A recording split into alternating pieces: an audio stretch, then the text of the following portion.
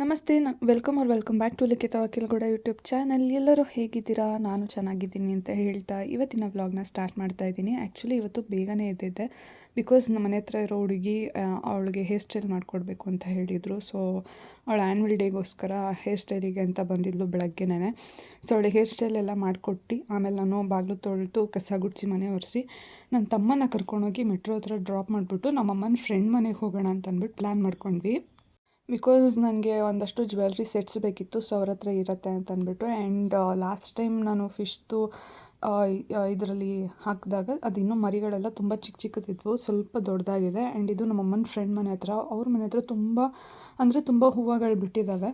And ಅವರು ಪಕ್ಕದಲ್ಲಿ ಜಾಗ ಇರೋದ್ರಿಂದ ಒಂದು 2-3 ಕಡೆ ಆ ಥರ ಎಲ್ಲ ಇಟ್ಕೊಂಡು ನೀಟಾಗಿ ಬಕೆಟಲ್ಲಿ ಲಿಲಿನೆಲ್ಲ ಬೆಳೀತಿದ್ದಾರೆ.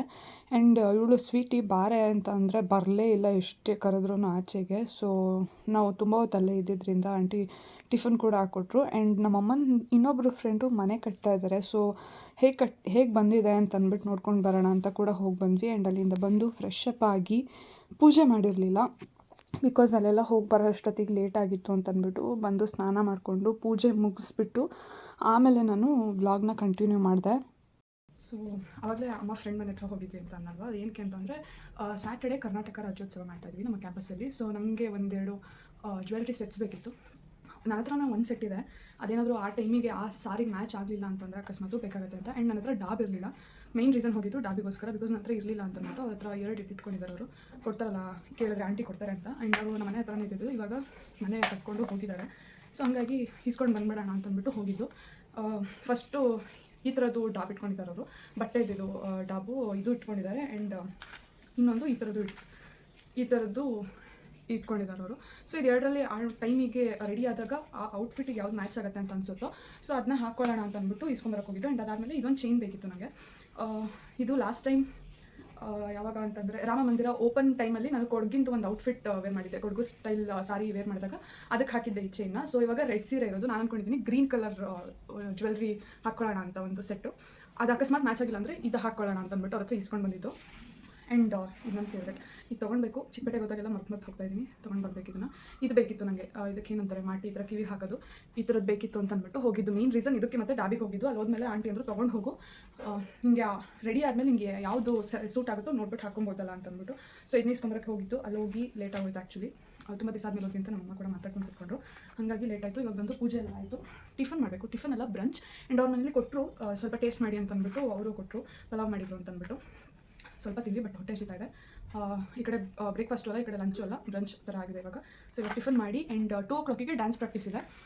2 to 4 o'clock ನಾವು ಡ್ಯಾನ್ಸ್ ಪ್ರಾಕ್ಟೀಸ್ ಮಾಡ್ತೀವಿ. ಅದಾದಮೇಲೆ 5 to 8 or 8:30ವರೆಗೂ ಚಿಕ್ಕ ಮಕ್ಕಳಿಗೆ ಮತ್ತು ಒಂದು ಗರ್ಲ್ಸ್ ಬ್ಯಾಚ್ ಇದೆ, ಅವ್ರಿಗೆ ಒಂದು ಸಲ ಆಗುತ್ತೆ. ತಿರ್ಗಾ 2 to 4 ಯಾರಿಗೆ ಬರೋಕ್ಕಾಗಿರೋಲ್ವೋ ವರ್ಕಿಂಗ್ ಇರೋರು 7 to 8 ಡ್ಯಾನ್ಸ್ ಪ್ರಾಕ್ಟೀಸ್ ಮಾಡ್ತೀವಿ. ಆ್ಯಂಡ್ ಅದಾದಮೇಲೆ ಸಾಂಗ್ ಪ್ರಾಕ್ಟೀಸ್ ಅಂತೆಲ್ಲ ಮಾಡ್ತಾಯಿದ್ದೀವಿ. ಸ್ವಲ್ಪ ಬ್ಯುಸಿ ಹೆಕ್ಟಿಕ್ ಡೇ ಅಂತ ಅನ್ಸುತ್ತೆ ಆಫ್ಟರ್ 2 ನನಗೆ, ಬಿಕಾಸ್ 2 o'clock ಹೋಗ್ತೀನಿ, 4 o'clock ಬರ್ತೀನಿ. 1 hour ಬ್ರೇಕ್ ಅಂತ ಅನ್ಸೋದಿಲ್ಲ. ಬಂದು ಅಮ್ಮನ ಹತ್ರ ಏನಾದ್ರು ಒಂಚೂರು ಮಾತಾಡ್ತೀನಿ, ಅಷ್ಟರಲ್ಲಿ ನನ್ನ ತಮ್ಮ ಬರ್ತಾನೆ, ಹೋಗೋಣ ಪಿಕ್ ಮಾಡ್ಕೊಂಬಂದು ಹಿಂದೆ ನಾನು ತಿರ್ಗಾ ವಾಪಸ್ ಡ್ಯಾನ್ಸ್ ಪ್ರಾಕ್ಟೀಸಿಗೆ ಹೋಗ್ತೀನಿ. ಯಾಕೆಂದರೆ ಮಕ್ಕಳು ನಾನೇ ಮಾಡಿಸ್ತಾ ಇರೋದ್ರಿಂದ ಪ್ರಾಕ್ಟೀಸ್ನ ಅಲ್ಲಿಗೆ ಹೋಗ್ತೀನಿ. ಸೊ ಈ ಥರ ಆಗಿದೆ. ನೋಡೋಣ ಇವತ್ತಿನ ಡೇ ಹೇಗೆ ಹೋಗುತ್ತೆ ಅಂತ. ಆ್ಯಂಡ್ ನಮ್ಮ ಒಂದು ಪ್ರಾಪರ್ಟಿ ಕೂಡ ರೆಡಿ ಮಾಡ್ಕೊಳ್ಬೇಕು. ಏನು ಅಂತಂದರೆ ತಮಟೆ ಮಾಡ್ಕೊಳ್ಬೇಕು. ಅದರದ್ದು ಪ್ರಿಂಟ್ ತೆಗ್ಸಿದ್ದೀವಿ. ಆ್ಯಕ್ಚುಲಿ ಮಾಡೋಕ್ಕಾಗಲ್ಲ ಅಂತ ಅಂದ್ಬಿಟ್ಟು ಮಂಡಲ ಆರ್ಟ್ ಏನು ಬರುತ್ತೋ ಅದನ್ನು A3 ಪೇಜಲ್ಲಿ ಅದನ್ನು ಪ್ರಿಂಟೌಟ್ ತೆಗ್ಸಿದ್ದೀವಿ. ಅದನ್ನು ಕಾರ್ಡ್ಬೋರ್ಡ್ ಶೀಟಿಗೆ ಪೇಸ್ಟ್ ಮಾಡ್ಕೊಳ್ಬೇಕು. ಅದೊಂದು ಮಾಡ್ಕೊಳ್ಳೋಣ. ನೋಡೋಣ ಇವಾಗ ಊಟ ಮಾಡಿ ಆಮೇಲೆ ಅದನ್ನು ಮಾಡಿಕೊಂಡು 2 o'clock ಪ್ರಾಕ್ಟೀಸಿಗೆ ಹೋಗಬೇಕು. ಆ್ಯಂಡ್ ನನ್ನ ತಮ್ಮ ಕೂಡ ಒಂದಷ್ಟು ಅಲ್ಲಿ ಕಾಣ್ತಿದ್ದಲ್ಲ ಬುಕ್ಸು, ಅವ್ನದೇನೋ ಸ್ವಲ್ಪ ಬರೆಯೋಕ್ಕಿದೆ ಜಾಸ್ತಿ, ನಂಗೆ ಓದೋಕ್ಕೆ ಟೈಮ್ ಸಾಕಾಗ್ತಾಯಿಲ್ಲ, ನೀವು ಬರ್ಕೊಡು ನಾನು ಓದ್ಕೋತೀನಿ ಅಂತಂದ. ಸೊ ಒಂದು ಸ್ವಲ್ಪ ಬರೀಬೇಕು. ಸೊ ನೋಡೋಣ, ಫಸ್ಟ್ ಊಟ ಮಾಡಿಬಿಟ್ಟು ಆಮೇಲೆ ಬ್ಲಾಗ್ನ ಕಂಟಿನ್ಯೂ ಮಾಡ್ತೀನಿ. ಊಟ ಎಲ್ಲ ಮಾಡಿ ಬರೆಯೋ ಕೂತ್ಕೊಳ್ಳೋ ಅಷ್ಟರಲ್ಲಿ ಆಲ್ಮೋಸ್ಟ್ ಲೇಟ್ ಆಗೋಗಿತ್ತು. ಆ್ಯಂಡ್ ಸ್ವಲ್ಪ ಬರೆದೆ ಅಷ್ಟರಲ್ಲಿ 2 o'clock ಆಗೋಯಿತು. ತಿರ್ಗಾ ಅಲ್ಲಿ 2 o'clock ಕಾಲ್ ಮಾಡಿದ್ರು, ಎಲ್ಲ ಡ್ಯಾನ್ಸ್ ಪ್ರಾಕ್ಟೀಸಿಗೆ ಬರಬೇಕು ಅಂತ ಅಂದ್ಬಿಟ್ಟು. ಸೊ ಅಲ್ಲಿ ಹೋಗಿ ಬರೋಷ್ಟರಲ್ಲಿ 4:30 ಆಗೋಗಿತ್ತು. ಬಂದು ನಂದು ಅದೇನು ಪ್ರಾಪರ್ಟಿ ಇತ್ತು ಅದೊಂಚೂರು ರೆಡಿ ಮಾಡಿಕೊಂಡೆ ಅಷ್ಟೇ. ಅಷ್ಟೊತ್ತಿಗೆ ನನ್ನ ತಮ್ಮ ಫೋನ್ ಮಾಡಿದೆ, ತಿರ್ಗಾ ಬಾರೆ ಅಂತ ಅಂದ್ಬಿಟ್ಟು. ಸೊ ಅಲ್ಲಿ ಹೋಗಿ ಬಂದು ತಿರ್ಗಾ ಪ್ರಾಕ್ಟೀಸ್ ಅಂತ ಹೋಗಿ ಬರೀ ಈ ಥರನೇ ಆಗೋಗಿತ್ತು ನನ್ನ ಡೇ ಇವತ್ತು. ಸೊ ನಾನು ಡ್ಯಾನ್ಸ್ ಪ್ರಾಕ್ಟೀಸಿಗೆ ಟೈಮಿಂಗ್ಸ್ ಹೇಳಿರೋದು 5 to 8.